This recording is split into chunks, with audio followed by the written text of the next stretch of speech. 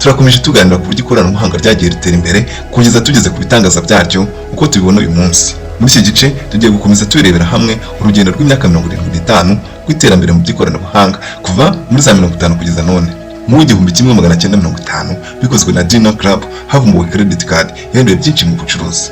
Mu 1957 havumbuwe satellite cyangwa se icyogajuru gikorano cyoherezwa mu isanzure maze yitangira gukoreshwa mu bushakashatsi mu isanzure. Mu 1960 kandi havumbuwe integrated circuit ituma computer n'ibindi bikoresho bya electronic bishobora gukora ari bito kandi byoroshe bitaremereye. Mu 1969 Apollo 11 yatangaje ko umuntu wayo wa mbere yakandagije ikirenge ku kwezi.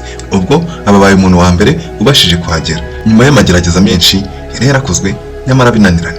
Mu 1971 hatangijwe icyitwa email maze abantu batangira koherezanya ubutumwa batagombye gukora ingendo ndende batwara impapuro z'amabaruwa.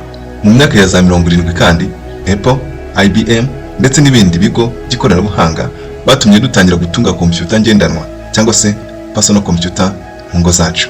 Mu 1973 Motorola yabashije kuduha telefone ngendanwa ishobora gufata mu biganza byacu tukanazishira mu mifuka yacu. Mu 1983 havumbuwe internet hafi ya twese dushingiye ubuzima bwacu. ARPANET ibaye umusingi wa internet. None kuri isaha internet yabaye nk'umwuka duhumeka. Mu 1983 kandi havumbuwe GPS. None kuri isaha idufasha mu kumenya amerekezo no muri logistics muri rusange.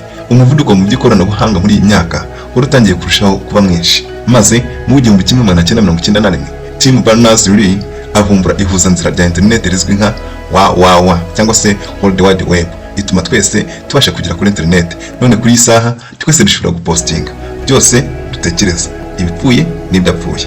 Muri za 90 kandi habayeho ubuvumbuzi bwa DNA maze hatangira kumenyekana amabanga amwe namwe mubiri wacu ubitse. Mbere y'iki gihe ubanza byarashobokaga ko ubona umwana wawe wabona mudasa ahubwo asa nka runaka wundi ugatangira gutekereza ko ahari atari wawe. Ariko kuri isaha ubuvumbuzi bwarabikemuye. Mu mwaka w'1995 hatangijwe ubucuruzi bwo kuri internet. Amazon na eBay bihindura uburyo dukora mu bucuruzi. Muri za 90 kandi havumbuwe digital camera.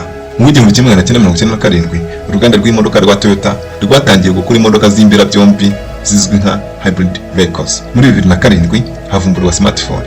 iPhone ya Apple ihindura uburyo dukuramo ihanamakuru ndetse n'ibindi bikorwa byo kuri internet. Muri za 2000 abasore nka Mark Zuckerberg batangije imbuga nkoranyambaga. None kuri isaha abatuye isi yose bashobora kumenya icyo ngewe cyangwa se wowe na runaka dutekereza. Muri za 2000 kandi havumbuwe icyitwa cloud computing maze habasha kubaho ububiko bw'amakuru yose ava imihanda yose ku isi yose. Muri 2008 havumburwa icyitwa blockchain maze hatangira kubaho amafaranga y'ikoranabuhanga nka Bitcoin. Muri za 2010 havumbuwe ubwenge bw'ubukorano buzwi nka artificial intelligence. None kuri isaha iyi yasimbuye byinshi mu buzima bwacu. Ntitukivuna dutekereza cyane byose nibaza AI. Muri za 2010 kandi havumbuwe imodoka z'amashanyarazi. None umushinga wa Tesla wahinduye Elon Musk muri wa mbere bizagorana gukura kuri uyu mwanya.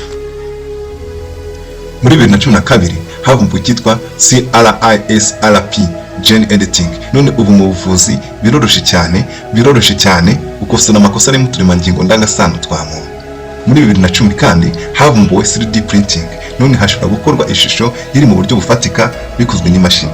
Muri iki gihe turimo muri za 2020 havumbuwe ibintu byinshi cyane harimo na quantum computing.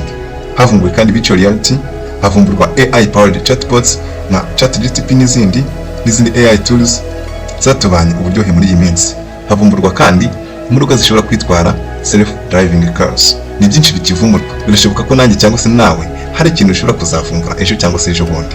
Reka dukomeze kubana mu biganiro nk'ibi ngibi bitwungura ubwenge, mboneraho no kubabwira ko tuzagaruka turebera hamwe ibishobora kuzavumburwa mu myaka 100 iri imbere. Wenda tugeze nko muri 2100 turebere hamwe uko abana bacu n'abazukuruza bacu bazaba babayeho. Ntugende udakoze subscribe. Iyi ni inkuru nziza tufitiye nge mwumva ko ari Francis Nkurunziza. Bye.